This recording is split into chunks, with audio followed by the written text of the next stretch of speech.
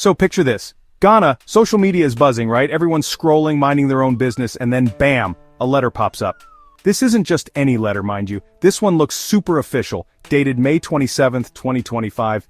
It's got a letterhead, a signature, the whole shebang. It claims to be from the University of Ghana, one of the most respected institutions in the country. And who is it supposedly signed by? None other than the university registrar, Mrs. Emilia Agyai-Mensah. You can already tell this is going to be juicy, can't you? The internet loves a bit of drama, especially when it involves big names and official-looking documents. Now, what does this dramatic letter say? It's addressed to the Secretary of the Civil Service Council. The subject line reads, Request for verification of degree, Malik Basintale. Oh yes, it's about Malik Basintale, a name that's been in the news. The letter makes a pretty bold claim. It essentially says, hey, you asked about this Basintale fellow? Well, guess what? He didn't actually graduate from here. Imagine the digital gasps. This kind of news spreads like wildfire, faster than you can say fake news, ironically enough. People start sharing, commenting, and the speculation machine goes into overdrive. Is it true? Could it be? The circulation of this letter, as you can imagine, caused quite a stir. Think about it. Public figures, especially those in positions of authority, are often under intense scrutiny. Their qualifications, their past, everything can become fair game.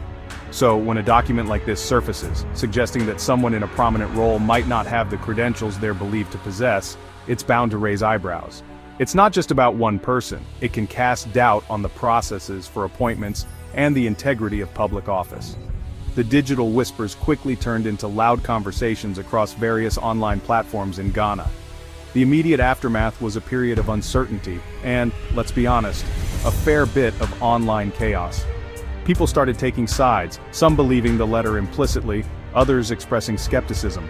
The core issue, however, was the potential seriousness of the allegation. If a high-ranking official's academic credentials were in doubt, what would that mean for their role? And what about the university? If they were indeed exposing a discrepancy, that was one thing.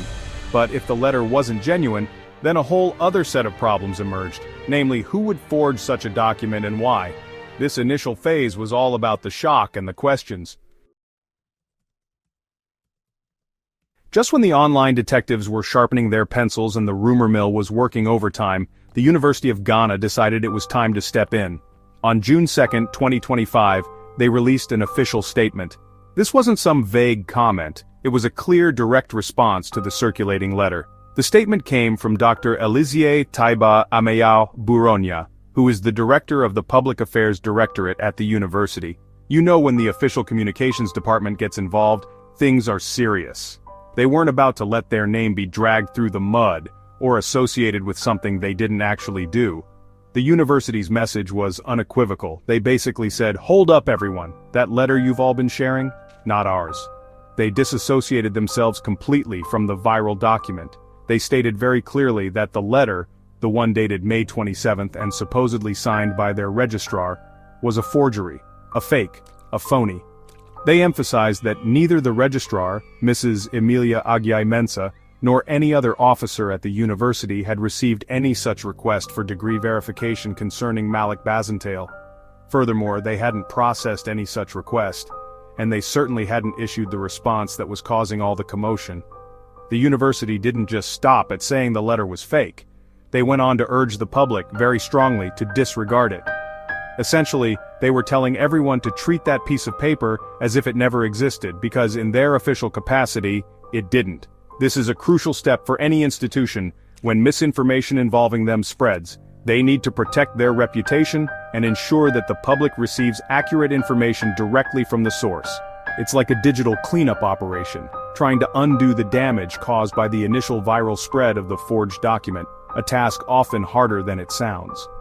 This clarification from the University of Ghana was a major turning point in the story. For some, it was a moment of "I told you so." For others, it might have brought a sense of relief, particularly for supporters of Malik Basintale. However, while the university cleared its own name and debunked the specific letter, it didn't magically make all the questions disappear. It addressed the authenticity of the underlying curiosity about Mr. Basintale's actual academic background. Well, that part of the story was far from over. The university had spoken, but the public was still listening and waiting.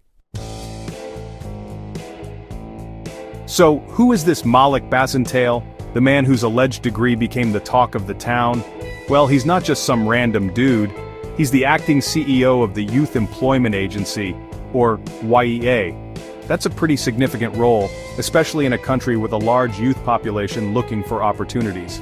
He was recently appointed to this position by former President John Mahama's administration, placing him squarely in the public eye, and, as it turns out, in the eye of this particular storm.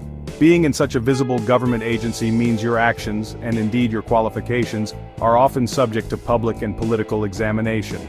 As the controversy around the forged letter swirled, political allies began to rally in Basintale's defense.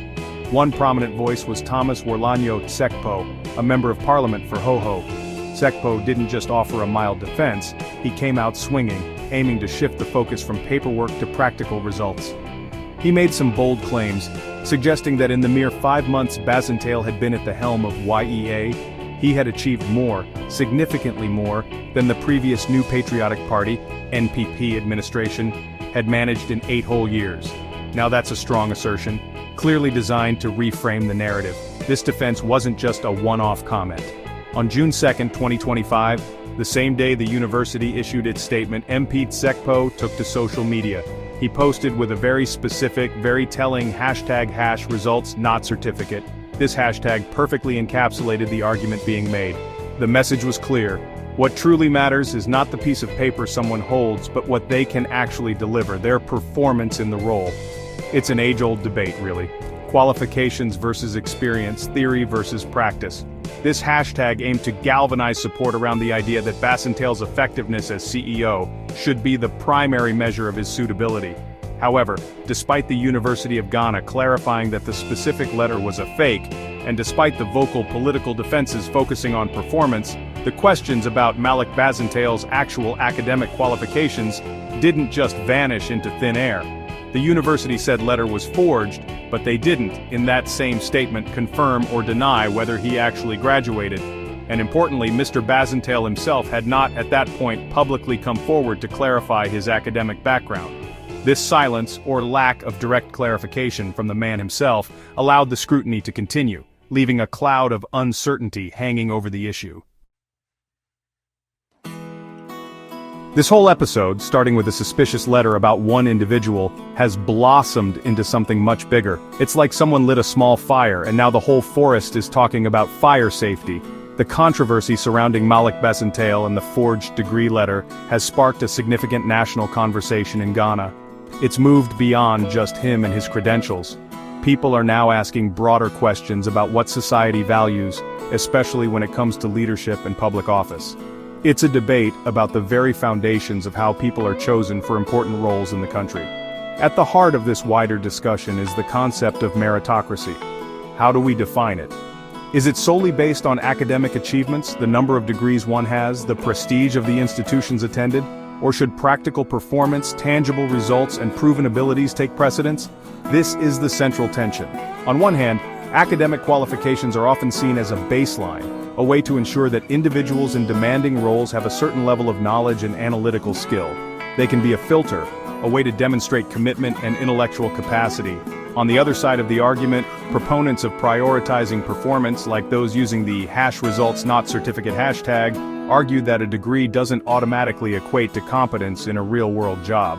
They would point out that history is full of successful individuals who may not have had stellar academic records but excelled through hard work, innovation, and practical wisdom.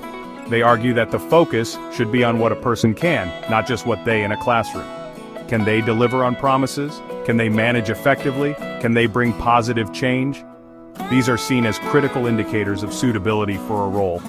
Ultimately, this ongoing situation with Malik Basintale serves as a potent catalyst for reflection in Ghana. It's pushing people to think about the balance between formal qualifications and demonstrable impact. While the university clarified the letter was a forgery, the lingering questions and the robust defense based on performance highlight a societal desire for both transparency and effectiveness from its leaders. Perhaps the most lasting outcome of this drama will be a more nuanced public understanding of merit and a reinforced demand for clarity and accountability from those who hold, or aspire to hold, public office. The conversation is definitely not over.